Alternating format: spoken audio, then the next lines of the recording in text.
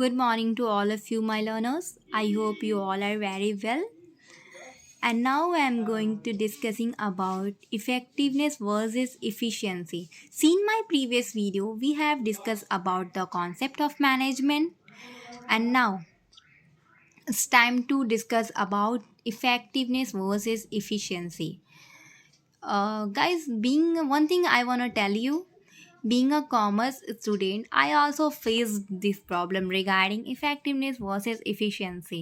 मैं क्या करती थी कि मुझे उस टाइम में कन्फ्यूज़न होती थी जब मैं 12th में थी, तो मैं इफ़ेक्टिवनेस की जगह पे मैं इफ़िशियंसी का कभी कभी यूज़ कर जाती थी और कभी कभी इफ़िशियंसी की जगह पे मैं इफ़ेक्टिवनेस का यूज़ करती थी। और मेरी ये वीडियो बनाने का मोटिव यही है कि आपको ये कन्फ्यूज़न फेस्ड ना करना पड़े, और साथ में मैं आपको कुछ ट्रिक भी बताऊंगी कि आपको लंबे समय तक आपके माइंड में कैसे रिमेंबर रहे। तो चलिए डिस्कस करती हूँ। देखिए, इफ़ेक्टिवनेस क्या होता है। इफ़ेक्टिवनेस होता है कि जैसे मैनेजर है सपोज़ किसी ऑर्गेनाइजेशन में, ठीक है, और वो अपने वर्कर को काम देता है बैग बनाने का काम देता है, और कहता है कि मुझे ये सारे बैग बना के तुम 2 मंथ के अंदर कंप्लीट करके दे देना। तो मैनेजर ने टाइम को क्या किया है, टाइम को एक टारगेट बनाया है कि हाँ इतने इतने मंथ में या मुझे काम करके कंप्लीट करके तुम पूरा करके दे देना, ठीक है। इसमें टाइम पे फोकस किया जाता है। लेकिन जब हम इफ़िशियंसी की बात करेंगे तो इसमें क्या होता है, मैनेजर अपने वर्कर को काम देता है, बोलता है बैग बनाने का ही काम देता है इसमें भी, और वो अपने वर्कर से कहता है कि तुम ये बैग तो बना रहे हो लेकिन एक बैग की तुम्हें कॉस्ट 200 रखनी है, और 200 करके तुम्हें सारे बैग बनाने हैं। चाहे टाइम कितना भी लग जाए, लेकिन तुम्हें मिनिमल कॉस्ट जो मैंने कॉस्ट फिक्स करा है उस कॉस्ट पे तुम्हें सारे बैग को बना के मुझे देना है। तो देखो, इफ़ेक्टिवनेस में क्या होता है कि हम लोग टाइम पे फोकस करते हैं, और इफ़िशियंसी में क्या होता है कि हम लोग कॉस्ट पे फोकस करते हैं, जो रिसोर्सेस है उसी पे फोकस करते हैं, ठीक है। तो चलो हम बुक की लैंग्वेज में आते हैं कि ये क्या यहाँ पे बताया गया है इफ़ेक्टिवनेस और versus efficiency. Effectiveness refers to the complete the desired task on time, whereas efficiency refers to do the task in a cost effective manner. देखो, इफ़ेक्टिवनेस में क्या होता है कि हम जो भी काम कर रहे हैं वो डिज़ायर टास्क हम लोग जो भी कर रहे हैं, हम लोग का जो भी डिज़ायर टास्क है वो ऑन द टाइम होना चाहिए। लेकिन एफिशिएंसी की जो हम बात करें तो जो भी टास्क है वो कॉस्ट इफ़ेक्टिव मैनर में होना चाहिए, ज़्यादा कॉस्टली भी ना हो, और जिस कॉस्ट में हमने फिक्स करा है उस कॉस्ट में वो मेरा काम कंप्लीट हो। Hence both are equally important as being effective means completing the task on time, no matter whatever is the cost, and on the other hand efficiency is concerned with the cost benefit analysis. देखो, effective में हम लोग क्या करते हैं कि हम लोग टाइम पे फोकस करते हैं, चाहे कितना भी कॉस्ट लग जाए, लेकिन हमें उससे मतलब नहीं है। चाहे कितना भी कॉस्ट लग जाए, इफ़ेक्टिव में ये मैटर नहीं करता है।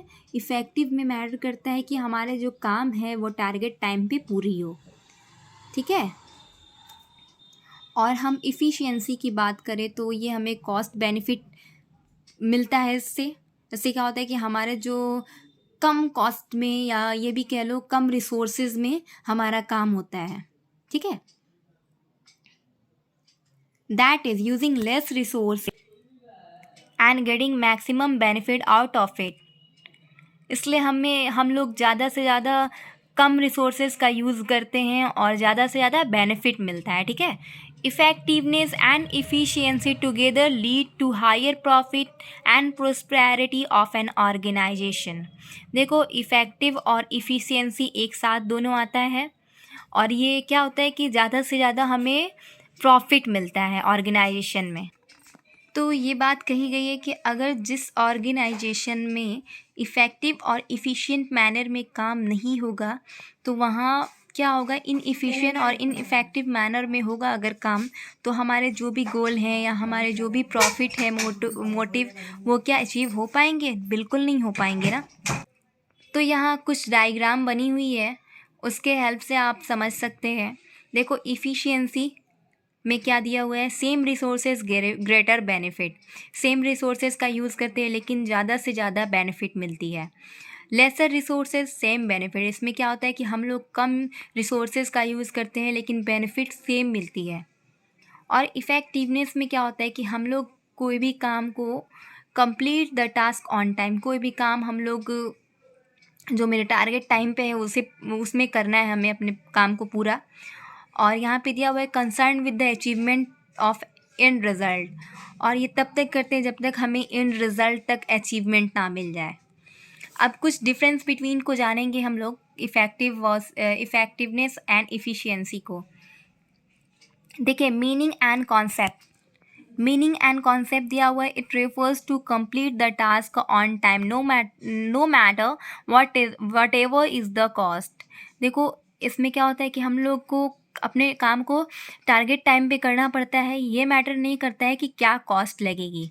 लेकिन वेयर एज हम लोग इफ़िशियंसी की बात करेंगे, it refers to complete the task correctly with minimum of cost and with no wastage of resources. देखो इसमें क्या होता है कि हम लोग अपने काम को करते हैं एकदम करेक्टली मिनिमम कॉस्ट पे, और इसमें क्या होता है कि वेस्टेज नहीं होता है रिसोर्सेज का।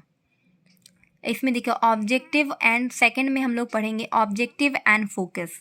इफ़ेक्टिवनेस की बात करें तो ये इसकी क्या ऑब्जेक्टिव है और क्या फोकस करता है ये। It is concern with achievement of in result. ये कंसर्न करता है कि हमें जो भी अचीवमेंट करना है इन रिज़ल्ट तक करना है, और ये फोकस करता है इन रिज़ल्ट ऑफ द टास्क, और ये अपने इन रिज़ल्ट तक अपने टास्क को कंप्लीट कर लेता है। लेकिन इफ़िशियंसी की बात करें, it is concern with the cost benefit analysis, utilising minimum of resources and getting maximum benefit out of it. इसमें क्या होता है कि कॉस्ट बेनिफिट एनालिसिस होता है, इसमें मिनिमम ऑफ रिसोर्सेज और ज़्यादा से ज़्यादा बेनिफिट मिलता है।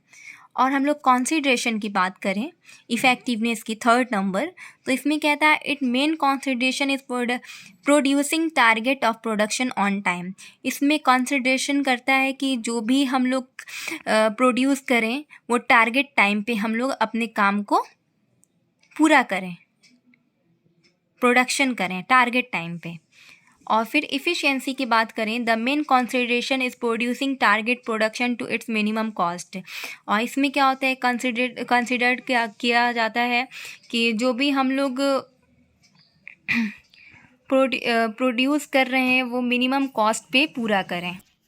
आई होप कि आपको इफ़ेक्टिव वर्सेस इफ़िशियंसी और उसके डिफरेंस भी समझ में आए होंगे। तो मैं इसके साथ क्लास को ओवर करती हूँ। That's it for today's video. I hope you guys doing well. Till then, bye bye, take care and God bless you all.